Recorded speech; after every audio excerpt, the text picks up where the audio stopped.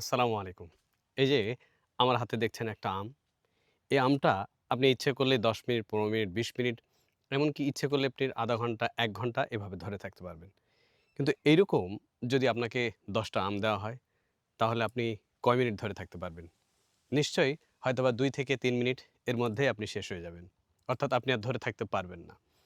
এই যে আমাদের মনের ভেতরে আমাদের যে মাথায় ধরে রাখার যে ক্ষমতা, যখন আপনি অন্যের কথা বারবার কানে নিবেন এবং নেগেটিভ কথা যখন বারবার আপনি ধরে থাকবেন, তখন আপনার ভেতরে একটা অসহ্য যন্ত্রণা সৃষ্টি হবে এবং এটা আপনি যত বেশি ধরবেন, তত আপনার কাছে অসহ্য মনে হবে। তাই আপনি ঠিক এই যে আছে না? এটার মতো ছেড়ে দিন। আপনি যদি অন্যের কথা না ধরেন, তাহলেই দেখবেন আপনি ভালো থাকবেন। আপনার ভেতরে দেখবেন অনেক ভালো থাকবে, চাপটা কম অনুভূত হবে।